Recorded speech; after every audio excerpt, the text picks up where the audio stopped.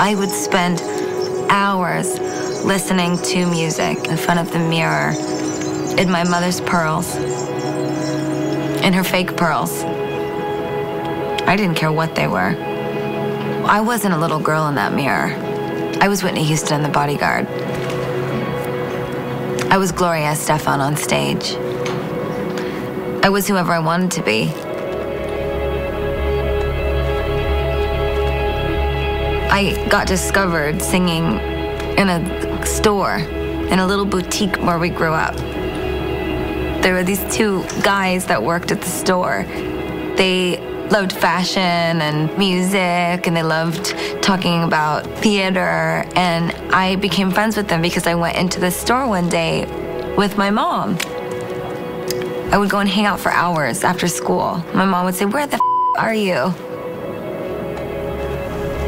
One day I started singing, and one of them said, "Do you have a very nice voice?" I said, "Thank you." He said, "My uncle is a voice teacher. I'll give you his phone number." So I said, "Okay." And I had a classical voice teacher at one point, but I'd never studied anything else. And he said he teaches pop rock vocals. I thought, oh, well, that could be really great because I love like musicals.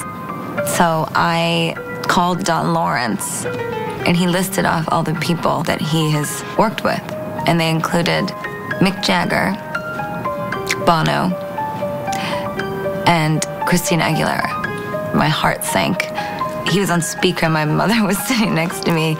I remember we were holding hands, and she just went like this. She started squeezing my hand. So I went in to meet Don, and I sang a song for him. There was an E flat in the song, like a really high belty note, and I hit the note at the end, and I was really proud.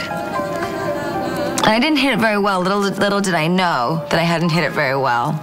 But it wasn't until I started to work with him that my voice really started to grow and change. And he looked at me one day and he said, "You're a pianist." I said, "Yeah."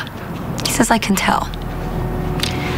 He said, "Because, you know, the way you understand the scales when we're working, you just really understand what I'm doing." And he said, "You always can tell when I screw up." And he didn't screw up very often, but if there was ever a little sour note, I would. And to me, it was like, yeah, I know. But to him, it was, "You're a musician." And I was 13. He said to me, and these were the words that changed my life, Don Lawrence. He looked at me and he said, "Have you ever thought about writing music?" I said, "Well, when I was young, you know, I would notate strange things on my Mickey Mouse staff paper, and I've written poetry, but I've never really written a song." He said, "I think you should write a song. I think you would be good at writing songs." And I said, "Okay." Just a few weeks later, I was in the car with my dad and my mom. We were driving back from seeing my grandma, and I had my headphones on, and I was singing my pants off in the car. Probably not very well because I had the headphones on, you can't hear. My dad said, "Hey kid, you're not on stage yet."